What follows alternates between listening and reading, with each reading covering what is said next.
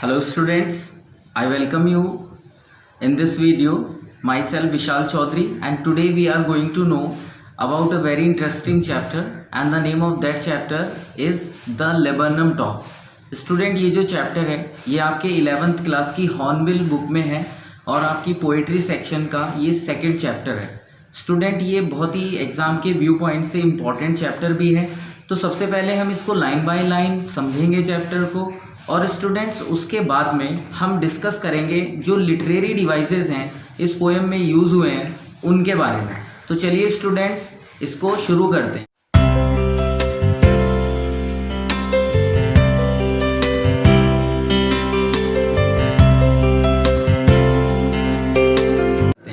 तो आपकी पोएम का जो नाम है the laburnum top and it's written by Ted Hughes. ये आप देख सकते हैं इजीली ऑन द बोर्ड, आपको दिख जाएगा। अब स्टूडेंट सबसे पहले बेसिक बात यही आती है कि लेबनम टॉप जो होता है उसका मीनिंग क्या होता है। देखिए इस टॉप किसी भी चीज़ के जो ऊपरी सिरा होता है या किसी भी चीज़ की क्रेस्ट जो होती है, पीक जो होती है, हाईएस्ट पॉइंट ऑफ एनीथिंग, उसी को कहते हैं। और लेबनम हमें पता ही है यहाँ पर कि अमलताश का एक पेड़ होता है, उसको यहाँ पर कहा गया है। और इस पेड़ में जो सीड्स होते हैं, इस पेड़ के जो बीज होते हैं स्टूडेंट्स, वो जहरीले होते हैं, having a yellow flowers with poisonous seeds. इस पेड़ की ये स्पेशलिटी भी है। अब देखिए पोएट कहते क्या है हमसे, इस पेड़ को, इस ट्री को लेकर के अपनी, आप अगर बुक है so you please open your book and आप पेन और पेंसिल और नोटबुक लेकर के बैठिएगा, जिससे कि आप इंपॉर्टेंट पॉइंट्स को नोट भी कर सकें। इस पोएम की पहली लाइन है the laburnum top is silent, कि जो लेबनम टॉप है यानी अमलताश के जो पेड़ का सिरा है वो कैसा है, वो साइलेंट है, वो बिल्कुल शांत है। क्वाइट स्टिल, वो शांत रहता है। वो कब तक शांत रहता है बच्चों, वो किस समय शांत रहता है बच्चों, वो शांत रहता है इन द आफ्टरनून, दोपहर के वक्त, येलो सितंबर सनलाइट, वो दोपहर के वक्त सितंबर की जब सनलाइट पड़ती है उस पेड़ पर तो वो शांत रहता है इस वक्त के दौरान। नेक्स्ट लाइन में बात आती है अ फ्यू लीव्स येलोइंग, और जो कुछ पत्तियां हैं उस पेड़ की वो भी थोड़ा सा पीली पड़ चुकी हैं, वो भी थोड़ा सा येलोइश हो गई हैं, क्योंकि जो कड़कड़ाती हुई धूप जब उस पर पड़ती है तो इस चीज़ का ही ये परिणाम है। आगे बात आती है ऑल इट्स सीड्स, और जितने भी उस पेड़ के बीज हैं, जो भी सीड्स हैं, वो क्या हो चुके हैं, हैज़ फॉलन, वो गिर चुके हैं।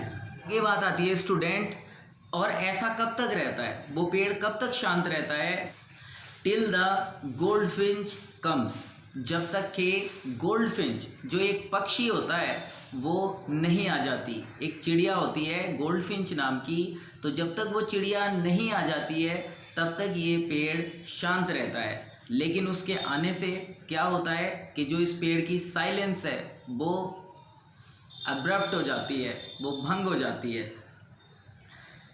विद, अब till the goldfinch comes with a twitching chip, जब तक के चहचहाती हुई एक चिड़िया गोल्डफिंच उस पेड़ पर नहीं आ जाती, वह पेड़ तब तक साइलेंट ही बना रहता है। उस चिड़िया के आने से क्या होता है कि एक स्टॉलमेंट कहते हैं एक चौंक करके अचानक से, एट अ ब्रांच एंड, वो एक ब्रांच का जो एंड होता है, अंतिम सिरा होता है, उस पर आ जाती है। Then sleek as a lizard, वो इतनी तेजी से पत्तियों के झुरमुट में घुसती है जैसे कि कोई लिजर्ड कहीं पर एकदम से चली जाती है, एक छोटी सी जगह में भी। यहाँ पर पोएट ने कंपेयर किया है गोल्डफिंच को लिजर्ड से, कि वो कितनी स्लीक होती है जैसे कि कोई लिजर्ड। आगे पोएट कहते हैं एंड अलर्ट, और वो अलर्ट भी होती है, बहुत चौकन्नी होती है। एंड वो क्या करती है, शी एंटर्स, वो एंटर करती है द थिकनेस में, जो घनी पत्तियों का झुरमुट है उसके अंदर को। And a machine starts up, और तब एक मशीन शुरू हो जाती है।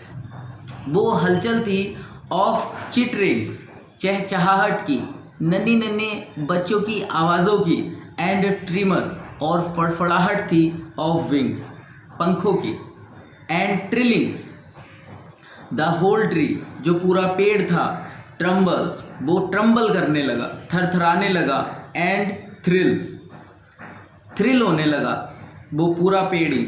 It is the engine of her family, क्योंकि ऐसा लगता था कि मानो उस परिवार का इंजन आ गया हो। उन्होंने क्या किया, उन्होंने उनको स्टोक किया, जैसे एक इंजन होता है और उसमें पेट्रोल डाला जाता है। चिड़िया ने उनको खिलाया, उस बर्ड ने उनको फीड कराया अपने बच्चों को पूरी तरह से।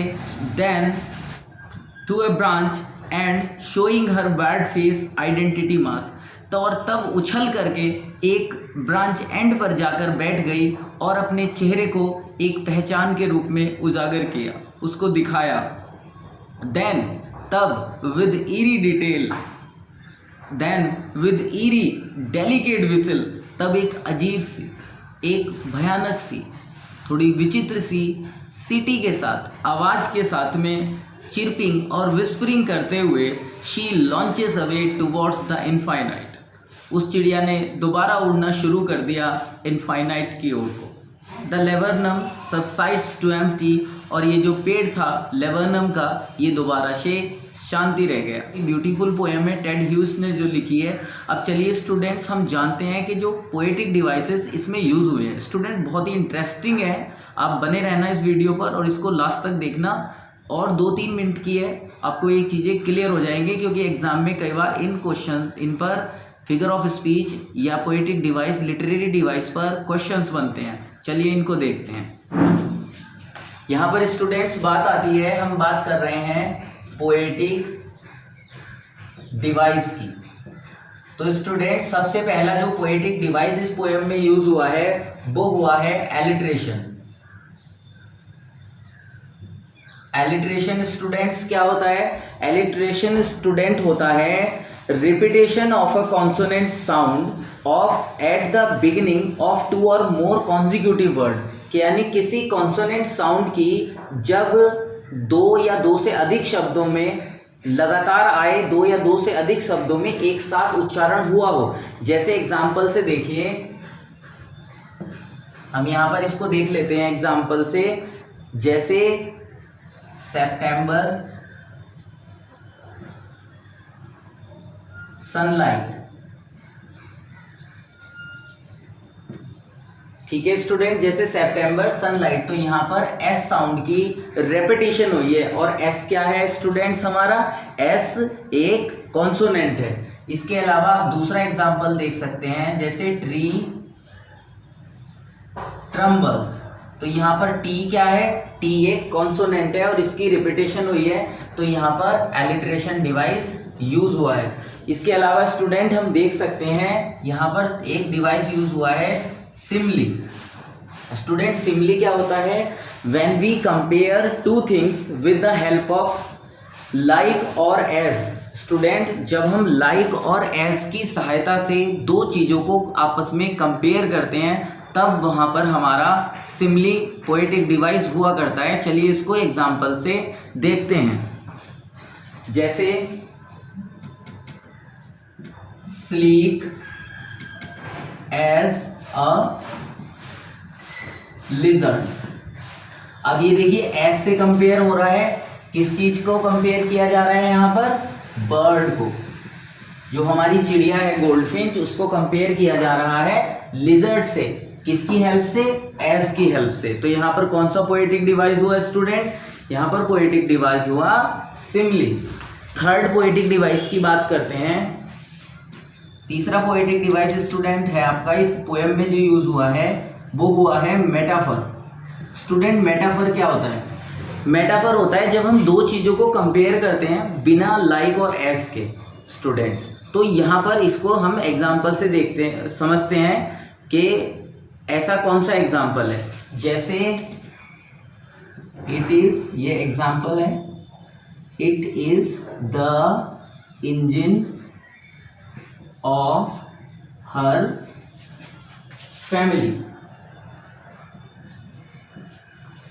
यहां पर देखिए स्टूडेंट, यहां पर इट से किसको रेफर किया गया है? बर्ड को, ठीक है स्टूडेंट्स, इट से रेफर किया गया है बर्ड को, और किस चीज से कंपेयर किया गया है बर्ड को? इंजन से, बिना लाइक और एस के। तो यहाँ पर पोएटिक डिवाइस है मेटाफर। ऐसे ही नेक्स्ट हम चलते हैं स्टूडेंट्स, यहाँ पर फोर्थ पोएटिक डिवाइस है पर्सोनिफिकेशन। पर्सोनिफिकेशन, इसका हिंदी में भी मतलब होता है मानवीकरण। ठीक है स्टूडेंट्स, अब ये पर्सोनिफिकेशन का एग्जाम्पल हम इसको देखते हैं एग्जाम्पल से। जैसे द होल, ये एग्जाम्पल है, द होल ट्री ट्रम्बल्स।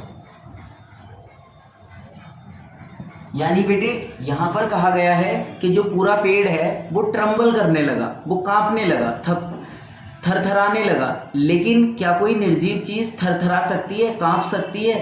दिस कांपना, थरथराना या ट्रम्बल करना, this is the quality of humans, ना कि नॉन लिविंग थिंग्स की। तो यहाँ पर क्या किया गया है, इस ट्री को पर्सोनिफाइड कर दिया गया है, यानी इसका मानवीकरण कर दिया गया है। इसको क्या किया गया है? पर्सोनिफाइड।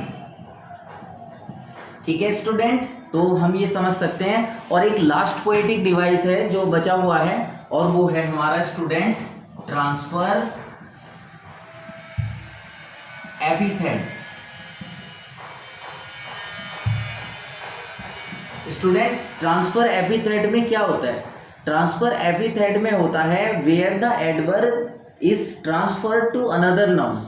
जब किसी एडवर्ब को ट्रांसफर किया जाता है किसी दूसरे नाउन के लिए, किसी एडवर्ब को, यानी जो वर्ब की स्पेशलिटी बताता है, ऐसा वर्ड ट्रांसफर किया जाता है किसी नाउन को, किसी नाउन के बारे में वो बताता है, तब यहाँ पर ट्रांसफर एपिथेट होता है। एग्जाम्पल से देखिए,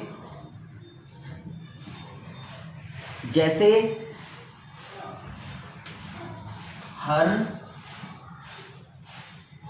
बार्ड फेस ऑफ आइडेंटिटी। अब स्टूडेंट यहां पर देखिए, यहां पर this is the example of transfer epithet, यानी यहां पर एडवर्ब जो है हमारी वो ट्रांसफर की गई है किसको? नाउन को। सो स्टूडेंट्स, होप के ये वीडियो आपको पसंद आई होगी। You enjoyed this video and thank you इस वीडियो पर बने रहने के लिए लास्ट तक, और प्लीज़ जाते जाते चैनल को सब्सक्राइब करके जाना। Thank you.